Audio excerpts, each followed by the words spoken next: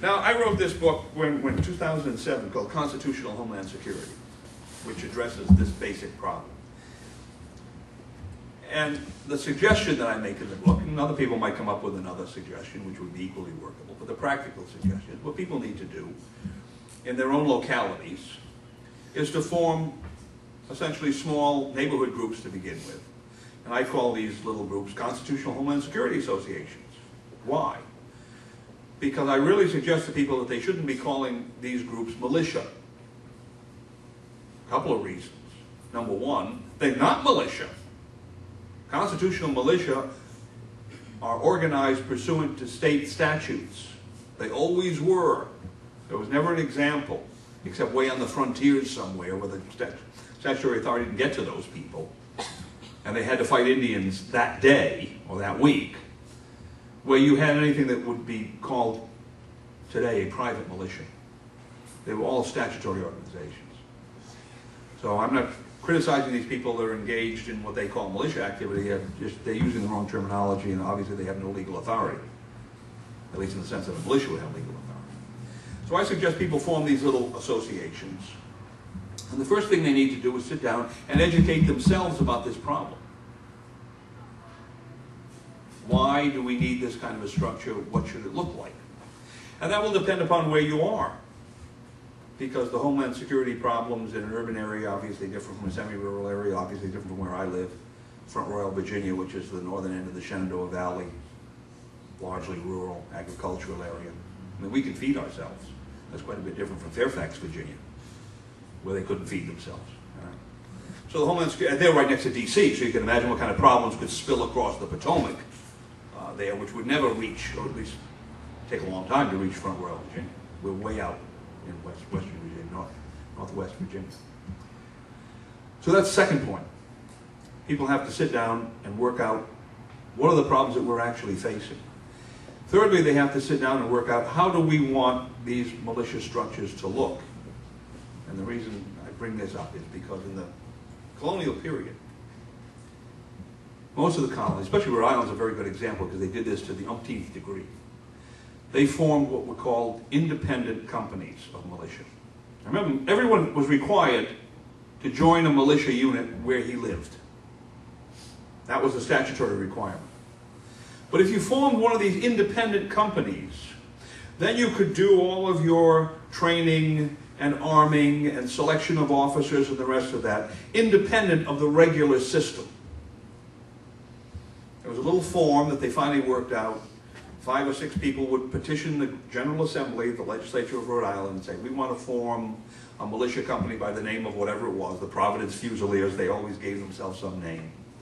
And we're going to recruit another 65 people, and we're going to arm ourselves this way, and we're going to train ourselves according to this kind of a schedule. And we're going to have this kind of a company, this is the type of thing that we'll be prepared to do. And we will be subject to the battalion or regiment in Kent County or whatever where we live if we're called out for an alarm. Alarm was one of these situations where they called them to perform a militia function. And then the General Assembly would look at this, say, yes, fine, sign on to it, and this independent company would begin to function. It was part of the militia, but it was operating essentially autonomously. And the beauty of that kind of a system is, if you were to try to revitalize this militia structure today, the first thing that you're going to run into is exactly what happened in the 1820s and the 1830s that caused the decadence in the system. Very few people are going to want to participate. I mean, look at how many people we have here today listening to this. Right? And even if this room were filled, and I said, we're all going to walk out now and sign up for a militia, and here's what you're going to have to do when you sign up. How many of them will sign up, right? So you're going to have that problem immediately. The beauty of the independent company organizing method is you get the ones who are most interested, who are willing to volunteer. You get the people who have some level of enthusiasm. Hopefully you get some people who have some level of experience. I can think of a lot of people in the Veterans of Foreign Wars, the American Legion, maybe even the disabled veterans, right, who could be mentors or leaders of these kinds of groups because they've had that kind of experience. And what are they doing now? They're retired. They still want to give something of a patriotic nature to the country, to the state, to the locality. perfect thing for them to do. All right, so you set up this organization. First thing to do, people teach themselves about this. Second, they look around and figure out what the Homeland Security needs are for their particular area. And they'll be different within each state, and they'll be different within different parts of the state. And then at some stage, someone has to coordinate this. You set up a county committee, a regional committee, a statewide committee. You correlate this information, get some lawyers together who have IQs higher than their age. That's not so funny. I mean, you have difficulty. That may be the most difficult part of the whole project. You get some lawyers of that nature together, and they draft a statute, a workable statute. And that will be different for every state, obviously, because if you look at every state's code, the way it handles its militia, or in Virginia it's called the military. We have the military code of Virginia, which encompasses the National Guard, the Naval National Guard, the Virginia Defense Force, and then what they call the unorganized militia, which is everybody else who does nothing. They're unorganized, they're just out there. So you have to revamp that state by state. Every state's a la carte, right? You have to fit it into the particular state code.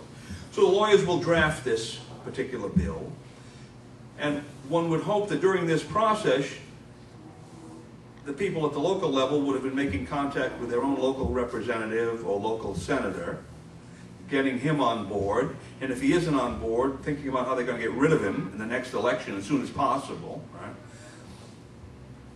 And here I have to inject something. My view of the way all of this needs to go forward is it's not just enough to elect a legislator that you may think is good. We don't have a lot of time for these people.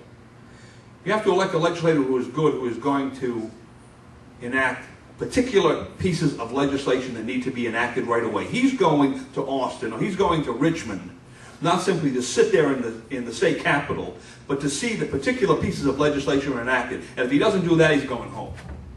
That has to be the way it's done. We don't have enough time just to send good people there and hope they'll do it on their own. We have to send them there with the quiver full of arrows, if you know what I mean. All right. So this bill is drafted now for whatever it is, state of Virginia, state of Texas. You have the legislator, or legislators, because you want a little group that's going to push this. And now what else have you done in terms of organizing all these people in these local associations? Well, you created a huge grassroots lobbying network. Now you've got a few thousand people minimum who are primed on this issue because they've been working at it for the past 8 months to a year. They know it in and out. They're capable of writing emails, making telephone calls, writing letters, going down to the state capitol, actually talking to legislators in not only an intelligent fashion, but in a fashion that's essentially irrefutable because they're going to be experts. And also the great value of doing it this way is, if the statute has a large component in it that depends upon volunteers essentially, the independent company method, which is the best way to get it started.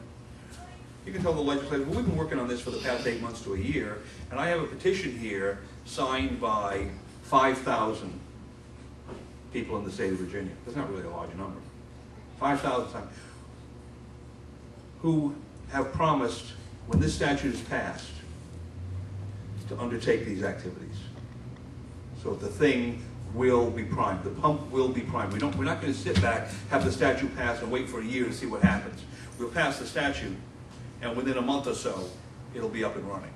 Now, legislators love that kind of thing, right? They love to be handed the work that they're supposed to do, right? They're lazy. They'd much rather that. They love to be able to say that there's a large grassroots constituency. Now, they may not love it if the grassroots constituency tells them this bill will cost them the next election, but that's also important too, right? They love to be able to say, I'm not putting this in on my own. There are thousands of people in this state that want it. They love to be able to say it's a crisis issue. And they love to be able to say that this process will get off the ground immediately. This is not pie in the sky. It's in fact already been worked out. All we need is the authorization for these folks, and it will begin.